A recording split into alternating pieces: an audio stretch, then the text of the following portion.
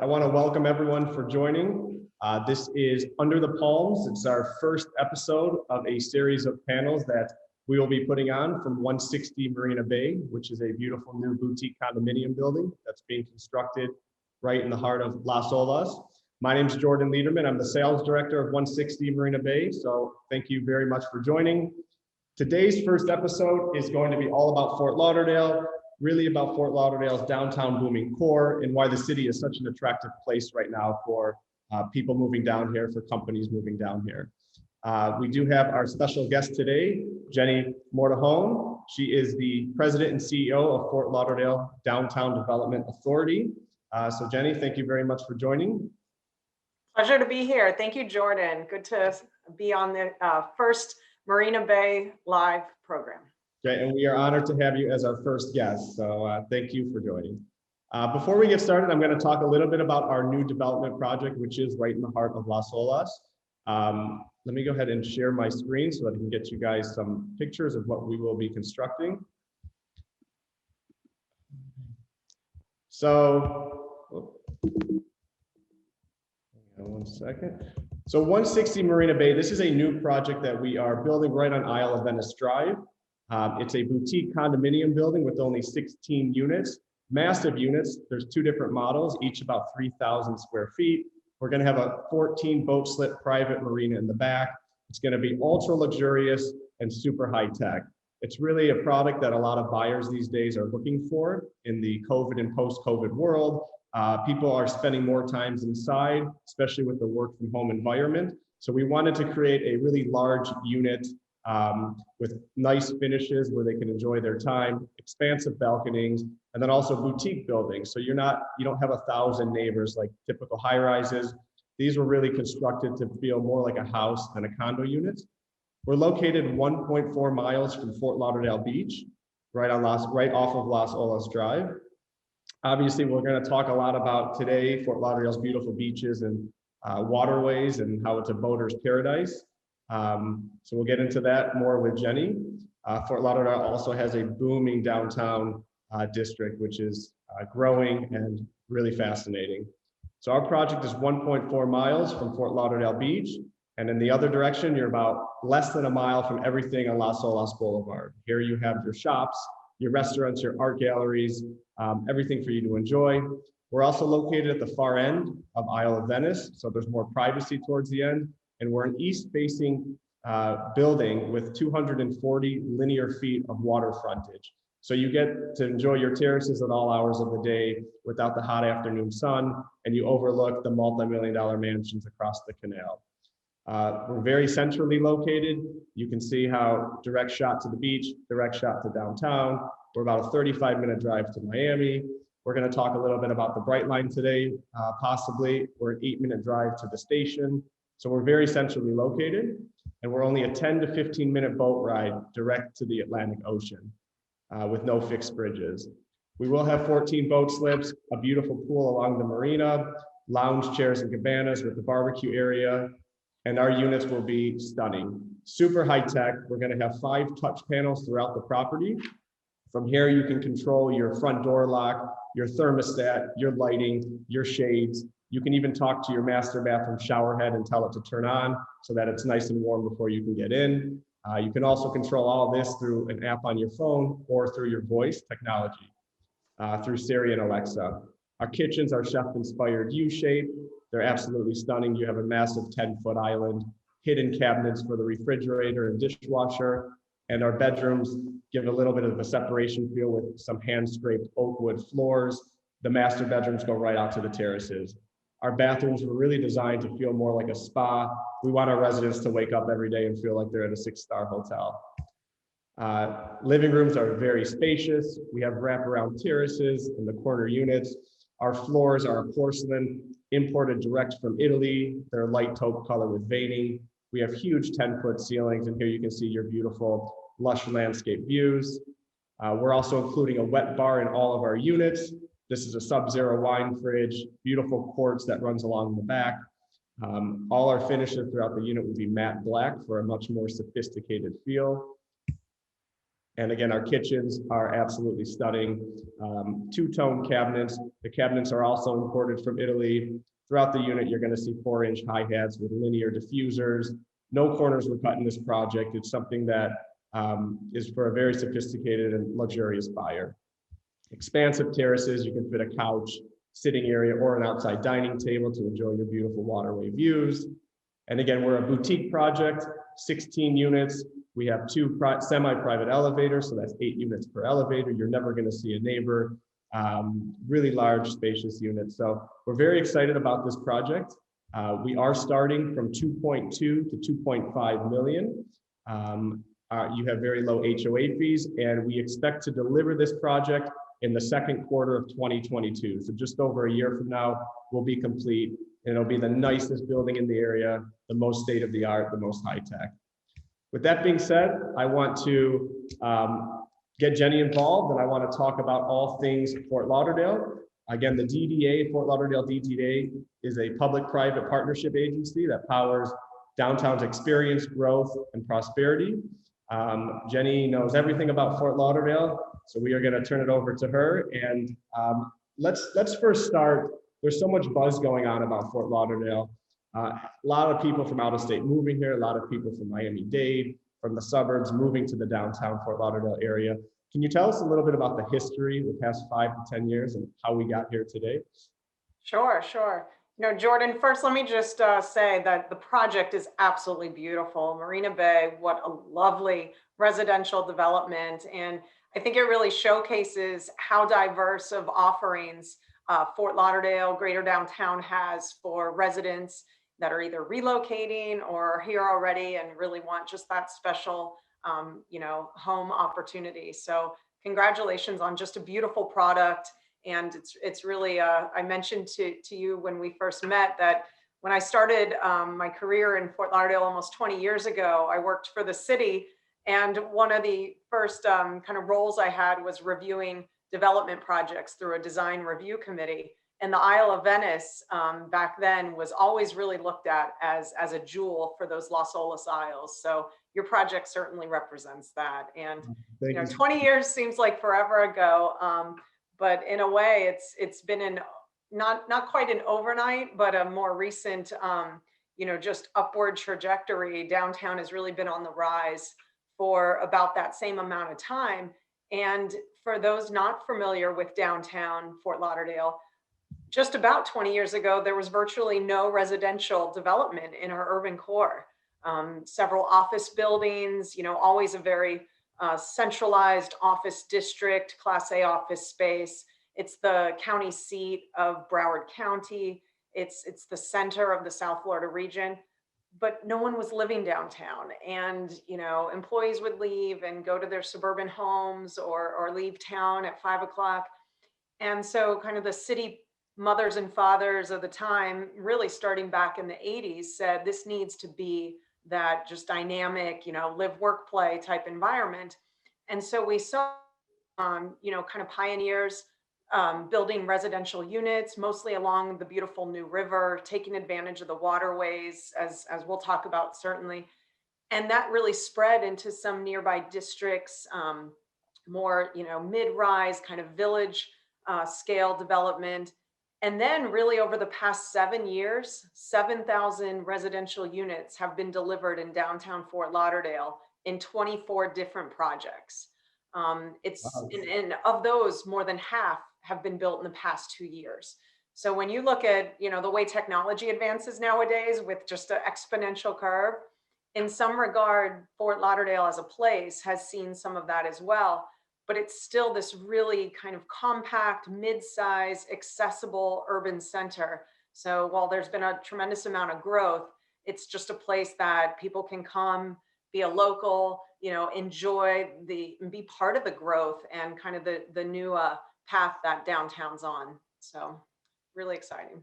Amazing, amazing. Let's talk a little bit about some of the water activities and just, and correct me if I'm wrong, but I believe Fort Lauderdale is known as the yacht capital of the world, since we have the most registered yachts here than anywhere else.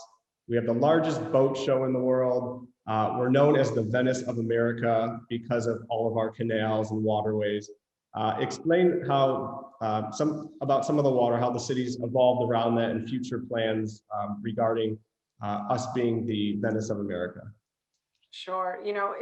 If you haven't experienced the city from the water, whether that be your own beautiful yacht, as you mentioned, but maybe not most of us have that ability. So you can jump on a water taxi even. But there's just a special kind of magic about being in the city from the water side. And you can do that pretty easily because there's about 175 miles of navigable canals and waterways throughout Fort Lauderdale. It's really kind of the lifeblood, the veins of the city. And when you have these waterways that connect downtown to the beach, to the Port Everglades, the cruise capital, the third, I think, busiest cruise capital in the country, it creates a new network of space, of kind of open space, and everything from people enjoying their kayaks and their paddle boards to, like I said, being part of kind of a commercial operation as well. Downtown and Greater Fort Lauderdale used to have working boat yards right on the river in the urban core, where some of these buildings are today. Just on a street behind this building actually was a working boat yard. And over time, people realized the value in having mixed use development there, but we haven't lost that real economic engine of the boating industry. It certainly serves a great workforce. There's about a $9 billion annual impact from the boating industry in Greater Fort Lauderdale and South Florida. And every time a major yacht comes in to get serviced, those are jobs, those are additional businesses that are being supported in addition to the lifestyle that it creates, right? It's very unique in Fort Lauderdale because you can have kind of the best of both worlds, this urban experience and this kind of water nautical life. Definitely. One of my favorite things about Fort Lauderdale compared to other cities like Miami and things like that is I love how there's a lot of restaurants and places along the water where you can just pull up your boat, enjoy a nice lunch or dinner, like 15th Street Eatery, Clouds, like all those restaurants. I feel like some of the other cities are missing that. And I love going to those restaurants and just seeing everyone pull up for a bite. And that's one of my favorite things about Fort Lauderdale, the waterways. Oh, absolutely. I mean, and the luxury of living on the water, if you can, is to be able at any hour of the day, any day of the week to go and have that experience from your own private boat. So very good. Awesome. There's a huge migration down to Florida, as most people know by now. Tell us about Fort Lauderdale's geographic location within the Tri-County area and how that's beneficial to us as a city, as the largest city in Broward County, being smack dab in the middle. Sure. It's the center of it all. It's the bullseye. It's really the best of both worlds. Oftentimes in the news lately, we hear, Miami, Palm Beach. Miami, of course, is an amazing international city. Palm Beach, Boca have been known kind of, in the past for a lot of relocations, Northeasterners coming from more of a retirement aspect. But in Fort Lauderdale, you're 30 minutes from each city, right in the middle. You have access from a high-speed train, the Bright Line, which will come back in service here soon. Easy interstate connectivity. As I mentioned, I think it's the third busiest airport as well in the country. So you have all of this accessibility, and we get to complement and play off of some of the vibes and the experiences that big city Miami has, kind of relaxed, high-end nature of Palm Beach to the north, and it's all together in Fort Lauderdale. So that central location gives not only residents from an experience standpoint, but also a workforce and businesses total access to a region of 6 million people, and all the diversity and the amenities that come with that. That's amazing. Yeah, Fort Lauderdale Airport, that's a huge thing as well. I think the city is like 6-7 miles from the airport. Yeah. So, I mean, a lot of other cities you have to drive far away. And even if there's visitors to Palm Beach and Miami, a lot of times they do fly into Fort Lauderdale because it is so close. and so central. And the Bright Line, that's also a huge thing. Are you guys doing any plans? Are there any plans to, I guess, boost the Bright Line? And can you tell us a little bit about that? Because I do feel like the Bright Line is a huge thing for the Tri-County Southeast Florida area. And I know eventually it's going to connect to Orlando, which is one of the top tourist destinations in the world. That's right. That's right. You know, mobility has been both a challenge, but a huge opportunity in South Florida in the sense of multimodal, getting people out of their cars. You know, you talk to folks from other big cities and we don't have a traffic problem, but at the same token, people want to be able to move around and not necessarily always be tied to their car. So when Brightline opened a couple of years ago, you know, there were the leisure travelers going down to Miami for dinner, going up to, you know, West Palm for a show, folks coming from those cities down to Fort Lauderdale, but also it became this just complete seamless experience for employees that are working in these urban areas. With the connection up to Orlando in the next couple of years, I think they've reached their halfway point to construct the final rail link, and ultimately to Tampa. It just provides this, you know, like I said, seamless connectivity, where you can, you know, hop on and instead of driving kind of too long to drive, too short to fly, it gives people some new access. Before Brightline closed down, of course, during COVID, you know, it was just realizing, I think, higher than expected ridership levels.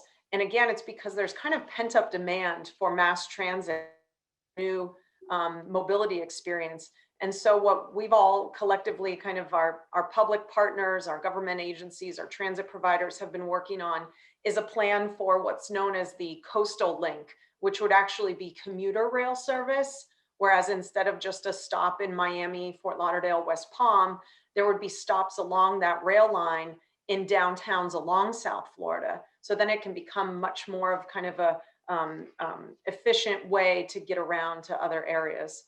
So from that all the way down to micro mobility, I mentioned the water taxi. You can't not talk about, you know, mobility on the water, and just kind of a really comfortable pedestrian environment. Getting around down here has, you know, probably never seen as many opportunities as what's on the table today and coming forward. Amazing. Now, our project, we're right on Isle of Venice Drive, right off of Las Olas. Las Olas, for most people that know, it's the main strip of downtown. Can you talk about some future plans or just a little bit about Las Olas and how it's maybe different from so-called like South Beach's Lincoln Road or Clematis Street in West Palm? Absolutely. So you probably know, Jordan, but for those on the call, Las Olas means the waves in Spanish. So, you know, you can imagine the waves from the sand, the beachfront, rolling all the way into just an amazing downtown. So it's about a 2-mile stretch in that area. And the really neat part about Las Olas, unlike maybe Ocean Drive, which is also amazing, and some of our other notable roadways, Lincoln Road in Miami, Worth Avenue, you have a variety of experiences along this, you know, less than 2-mile stretch. The beachfront, like you showed in some of your images, the urban core and the downtown, the kind of historic boutique high street shopping experience along the shops of Las Olas. So all within relative walking distance, biking distance, or a short drive, you have just this amazing diversity of place and you know, sense of Fort Lauderdale. What we've been doing at the DDA and with our partners is really trying to take advantage of all the private investment that's happening and make that same investment in our public realm. And what does that mean? It's our streets, our parks, our sidewalks, plazas, you know, urban plazas where you can go out and really feel a sense of the city and have a sense of pride for your community. So a couple of really fun and interesting projects that we're working on that would be within walking distance to Marina Bay, basically, is a concept of a tunnel top park. So Fort Lauderdale has one of, I believe, only 3 tunnels in the entire state of Florida. And US 1 or Federal Highway goes under our New River, which traverses through downtown. And so we worked probably about 10 years ago to envision a new public plaza that goes over the opening of the tunnel. So where the cars will go down, a park will be built on top of that tunnel, kind of angled up, opportunities to get views. And it creates this really interesting space right where the shops of Las Olas meets downtown in the kind of central business district.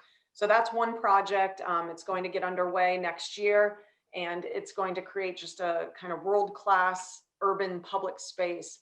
And then a few blocks further to the west, across from the Museum of Art, we have an amazing museum that just has, nationally and world acclaimed exhibits. We at the DDA own about a 2.5 acre park right on the water in downtown Fort Lauderdale on Las Olas and the New River.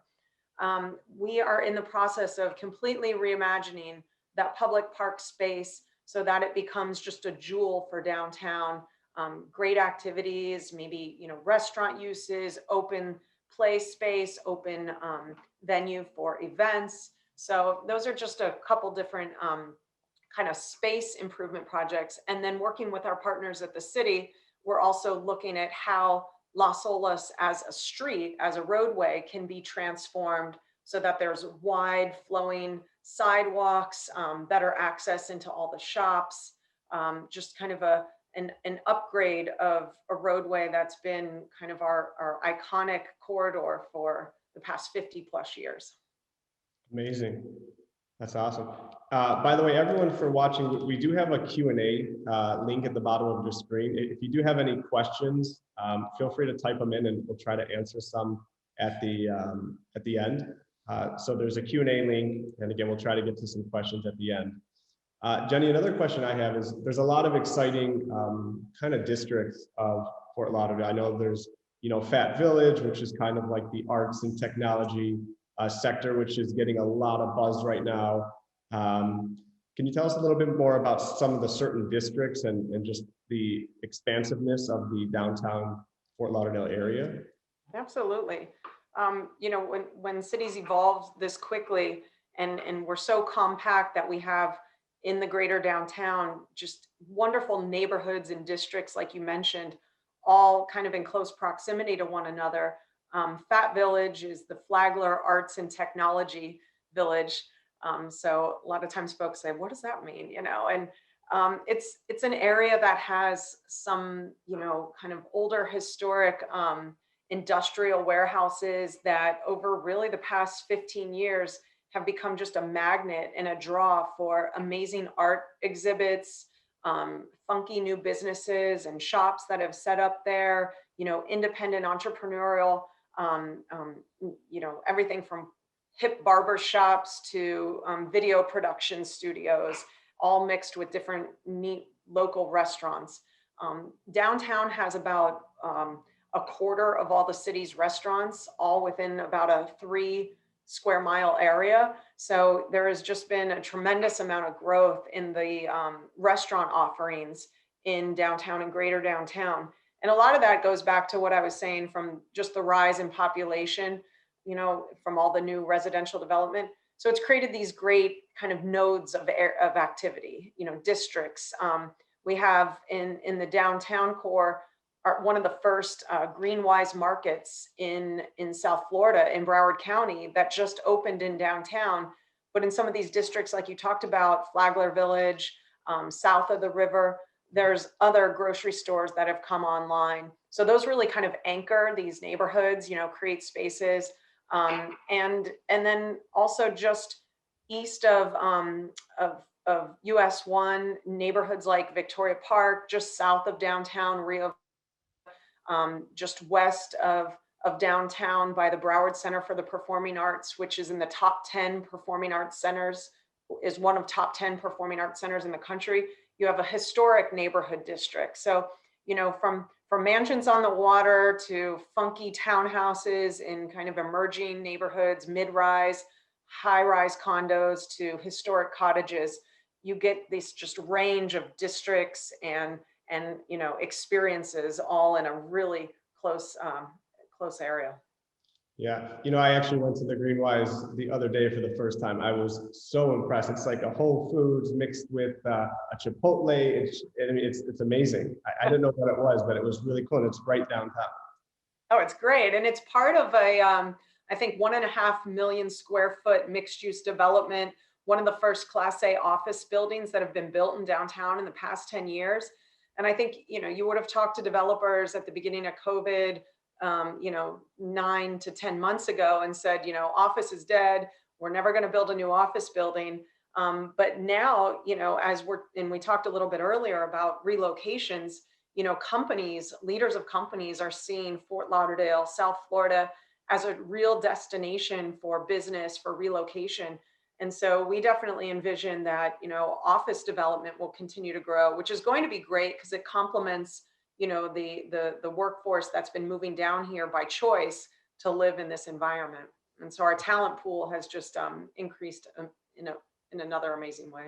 Yeah, that was actually one of my next questions. And I know you were part of the Biz Now panel last week, I believe. And part of it was this mass migration to South Florida for not just individuals, but for companies as well.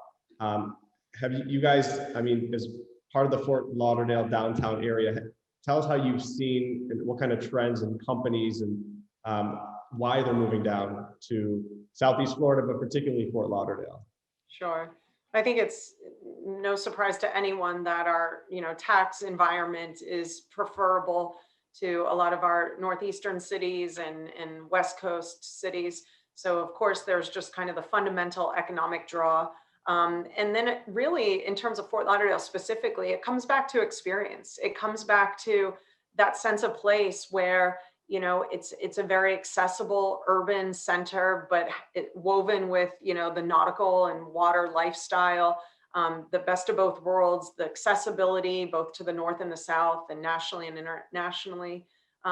People have really been moving to Fort Lauderdale, in some has been somewhat of a discount compared to Miami, which saw so many international investors through, the condo market and others. And so Fort Lauderdale became really an end user destination. People who were moving here, purchasing condos or units, they were here because they wanted to live here. And I think that is what kind of sets Fort Lauderdale apart.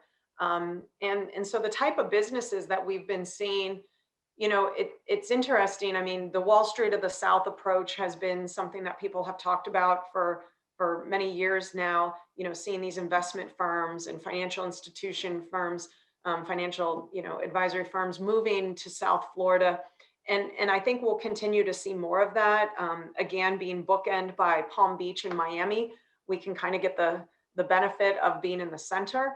But also tech has been something, whether it's prop tech, fintech, all types of tech. We've seen companies that specialize in, pet supply distribution, Chewy, right? They're located here. Magic Leap, companies that are being innovative, that are thinking, how to provide new services, new products. And so we're starting to see kind of the genesis of those larger companies that have been successful, create spin-offs for new startups and supportive tech companies. So that's a really exciting push that we're seeing here. And then of course we have, our tourism and our marine industries, which have always been really the lifeblood along with real estate, but those are evolving as well. So those are our mainstays as well. We've noticed that as well at 160 Marina Bay, even from a sales perspective. A lot of our buyers have mentioned they're relocating here because whether their company is now moving to Fort Lauderdale or even West Palm or Miami, a lot of times our buyers, even though they're working in West Palm and Miami, they want to live in Fort Lauderdale. So we've noticed that from several of our buyers, just being so central and being the type of city that Fort Lauderdale is. We've noticed that no matter where they're working in the Tri-County area, Fort Lauderdale is a really popular place. And a lot of our buyers chose to live here, even though they may be working in Miami or West Palm. So that's spot on. That's proof right there. And Jordan, it kind of hits on the question Lisa put in the chat. I don't know if I have actual names of new restaurants coming, but the trend being that as more and more people have made this their home, made this their place of either permanent residence or where their business is located, it draws a captured audience where more restaurant offerings are being delivered. You know, everything from, like I said, the kind of local entrepreneurial, you know, Italian food place all the way to, you know, high-end restaurants along Las Olas. And so not only have we been seeing kind of a migration of award-winning chefs opening restaurants that already have existing places in Miami and are looking at Fort Lauderdale as kind of an outpost, but we're starting to see trends where now the same is happening with chef-owned or known restaurants from the Northeast, from other large cities around the country that are saying Fort Lauderdale is now on the map. And it's because of the growth, it's because of the kind of critical mass that we've created here. That's amazing. And just for people, the question was just to the panelists, so I don't think the viewers saw, but a question from Lisa was, there seems to be a rise in new high-end restaurants like Eddie V's, and that's what Jenni was just saying, how we are getting a lot of you know, great new restaurants, very high-end, because of the people who are moving down here. So let's see here. Sounds like a population boom. Plans for future, well, we kind of touched upon that. Las Olas, going back to Las Olas, and something you mentioned of just how it is a really, it's the main drag in the downtown, but it leads into the beach. We're located our sales center at 2400 East Las Olas Boulevard, and we see people, the sales team, we never get bored here because our windows face Las Olas Boulevard, and it's great to see everybody. You see beachgoers walking from the beach to downtown. You see like downtown workers walking from downtown to the beach. So again, Las Olas, that main drag, really is something special for the city. Absolutely. We've had a couple buyers ask this question: are we allowed to say Fort Lauderdale? You know, the fun part about a city that's coming into its own is you can make it what you want. We hear Fort Lauderdale. I have a shirt that says Lottie. I've seen a company, a startup, a woman puts together amazing gift baskets called Lottie Dottie. You know, we say FTL. You know, at the end of the day, I think it's what makes you feel proud of the place where you live in. And if you want to say that, I think say it. Amazing, amazing. All right, great. So, you know, I think our webinar was scheduled for 30 minutes. We ran a little bit over, but we really appreciate your time talking about Fort Lauderdale. Hopefully all our viewers will realize that this is the place to move, to buy a unit at 160 Marina Bay because of how beautiful it is. And any last words about your excitement of the Fort Lauderdale area and the downtown area in particular?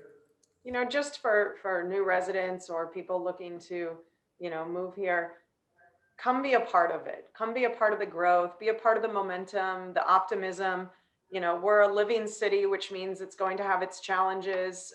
You know, we're going to address those as a community together. You know, we talked about transportation, resiliency in South Florida, you know, housing affordability for all ranges.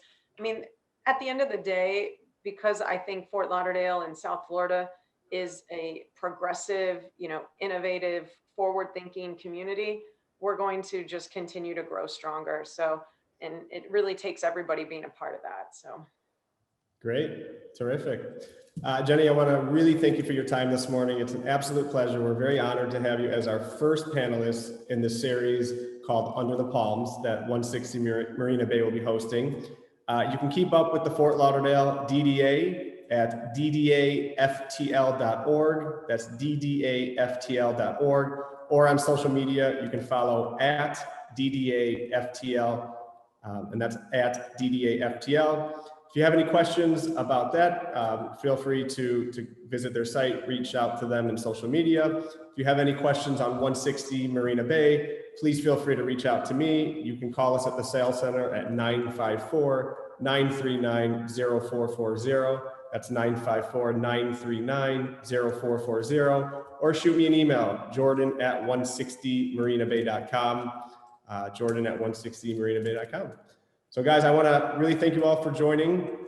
Join us next week. We're going to be talking about the Arts and Culture District in Fort Lauderdale on Tuesday, March 23rd. Everyone joining today will receive an email with some more information about our next series, which will be March 23rd. And again, Jenny, thank you so much for your time, and I wish you a wonderful day. Thanks, Jordan. Take care. Thanks.